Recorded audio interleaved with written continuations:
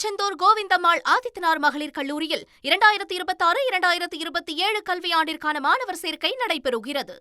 கோவை விமான நிலையத்தில் மதிமுக எம்பி துரை வைகோ செய்தியாளர்களை சந்தித்தார். அந்த காட்சிகளை பார்க்கலாம். சரிங்க சரிங்க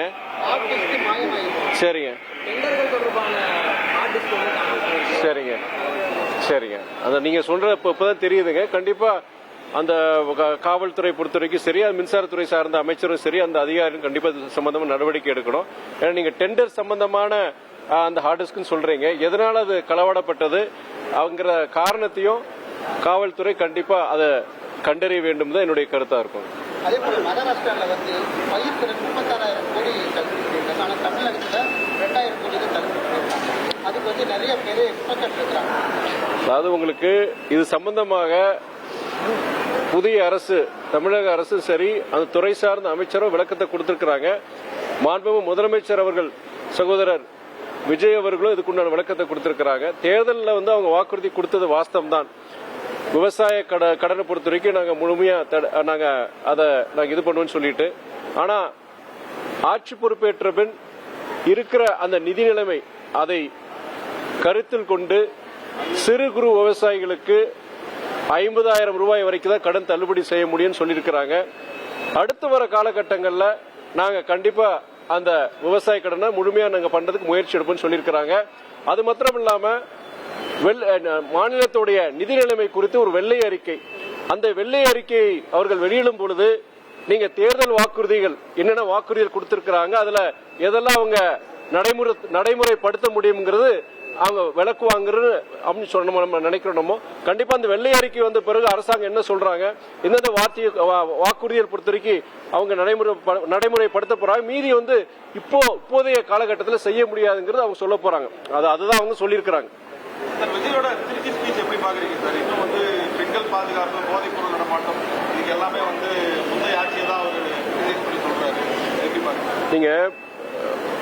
முதல்வர் வந்து அன்றைக்கு திருச்சியில் என்ன சொல்லியிருக்கிறாருன்னா, ஆட்சி பொறுப்பேற்று கிட்டத்தட்ட 3 வாரங்கள் தான் ஆயிருக்கு. சில காரணங்களால இந்த கொலை, இந்த காரணம் அவர் சொல்லியிருக்கிறார், போதை பழக்கம் இது போன்ற பல இதுல வந்து நிறைய இருக்கிறதுனால இந்த குற்ற சம்பவங்கள் நடக்குது. ஆகையால் வருகின்ற காலங்களில் நாங்கள் கண்டிப்பா இதுக்குண்டான இதை வந்து நாங்கள் முறியடிப்போம். போதை கலாச்சாரமா இருக்கட்டும், அதன் பின்னணியில இந்த நடக்கிறது குற்ற சம்பவங்களை நாங்கள் கட்டுப்பாட்டுக்குள்ள கொண்டு வருவோம். ஆனால் உடனடியா செய்ய முடியாத ஒரு காரணத்தை அவர் சொல்லியிருக்கிறார். அது வந்து அவர் தெளிவா சொல்லியிருக்கிறார். அதனால வந்து அதை நம்ம வந்து எப்படி நம்ம அதை தவறா நம்ம எடுத்துக்க முடியாது. அவர் வந்து என்ன சொல்லியிருக்கிறாரு, முடியாதுன்னு சொல்லல, எந்த காரணத்துக்காண்டி நாங்கள் உடனடியா ஒரு நடவடிக்கை எடுக்க முடியல, இல்ல குற்ற சம்பவங்கள் இப்படி தொடர்ந்து நடந்துட்டு இருக்கு, அதுக்கு உண்டான காரணங்கள் சொல்லியிருக்கிறார்.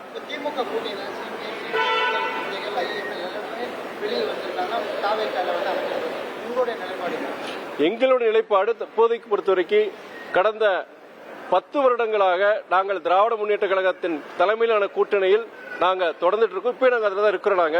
அதுல எந்த மாற்றமும் கிடையாது. ஆனா நீங்க பத்திரிகையாளர் பொறுத்த வரைக்கும் சில நாட்களுக்கு முன்பு நீங்க கேட்டீங்க, நீங்க தாவேக்காக்கு நீங்க ஆதரவு கொடுப்பீங்களான்னு நீங்க கேட்டீங்க. அந்த கேள்விக்கு நான் என்ன சொல்றேன்னா, ஆதரவு கொடுக்கக்கூடிய அந்த சூழ்நிலை எங்களுக்கு கிடையாது. ஏன்னா எங்களுடைய சட்டமன்ற உறுப்பினர்கள் திமுக சின்னத்தில் நாங்கள் போட்டிட்டு இருக்கோம்னு சொன்னேன். நான் எதிர்காலத்தில் நீங்க ஆதரவு நீங்க கொடுப்பீங்களாங்கிற கேள்வி கேட்கும் பொழுது அதை முடிவெடுப்பவன் நான் அல்ல. ஒரு கட்சிங்கிற போது அங்க பொதுக்குழு ஒண்ணு அது கூடுவாங்க. பொதுக்குழு பொறுத்த வரைக்கும் கூட்டணியில வந்து நாங்க மாற போறோமாங்கிறதுக்கான அந்த பொதுக்குழு கிடையாது. மற்ற விஷயங்கள் தேர்தல் முடிஞ்சிருக்கு. நீங்க அடுத்து மேகதாது அணையில வந்து அவங்க மேகதாது அணை அவங்க கர்நாடகா கட்டுற மாதிரி சொல்லிட்டு இருக்காங்க. இது போன்ற பல்வேறு விஷயங்கள், அது இல்லாம தேர்தல் நாங்க தேர்தலை பத்தியான விவாதங்கள், இது போன்ற விஷயங்கள் விவாதிக்கும் பொழுது கூட்டணி சம்பந்தமான விவாதங்களும் கண்டிப்பா கருத்துக்களை வந்து இயக்கத்தில் இருக்கிற நிர்வாகிகள் சொல்லுவாங்க. அதன் அடிப்படையில கட்சி தலைமை முடிவெடுக்கும் நான் சொல்லியிருந்தேன். இதுதான் இன்னைக்கு நம்ம சொன்னது. இதுல வந்து நம்ம உடனே நாங்க வந்து கூட்டணி மாற போறோம் செய்யறது சொல்லல. பொதுக்குழுல வந்து நிர்வாகிகள் என்ன சொல்ல போறாங்க, அதன் அடிப்படையில கட்சி முடிவெடுக்க நான் சொல்லியிருந்தேன். சட்டம் ஒழுங்கை பொறுத்த வரைக்கும் எப்படி இருந்ததோ அப்படிதான் இருக்கு. எப்படி இருந்ததோ அப்படிதான் இருக்கு.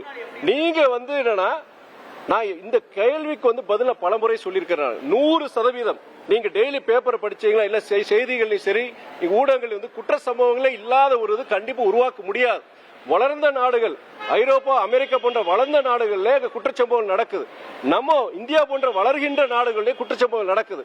ஆனால் தமிழ்நாடு பொறுத்த வரைக்கும் தமிழ்நாடு சென்ற அரசு, இதுக்கு முந்தைய திமுக அரசா இருக்கட்டும், இந்த இன்றைய அரசா இருக்கட்டும், வட மாநிலங்களுக்கு நீங்க கம்பேர் பண்ணும்போது அது குற்றச்சம்பவங்கள் வந்து பெண்களை எதிரான குற்றச்சம்பவங்களா இருக்கட்டும், மற்ற குற்றச்சம்பவங்களா இருக்கட்டும், வட மாநிலங்களை விட தமிழ்நாடு கொஞ்சம் பரவாயில்லன்னு சொல்ல முடியும். இதுல நேஷனல் கிரைம் ரெக்கார்ட்ஸ் பியூரோ இருக்கு, வருஷம் அவங்க வெளியிடுறாங்க, ஒன்றிய அரசு வெளியிடுறாங்க. அந்த தரவு அடிப்படையில் நான் தொடர்ந்து சொல்லிட்டு வரேன். அதே வேளையில சென்ற ஆட்சியும் சரி, இந்த ஆட்சியிலும் சரி, குற்ற சம்பவங்கள் நடக்கும் பொழுது அது சம்பந்தப்பட்ட நபர்கள், குற்றவாளிகள் கைது செய்யப்படுறாங்க, எஃப்ஐஆர் பதிவு செய்யப்படுது. அதுல வந்து இந்த தொய்வு இல்லைன்னு தான் என்னுடைய கருத்து.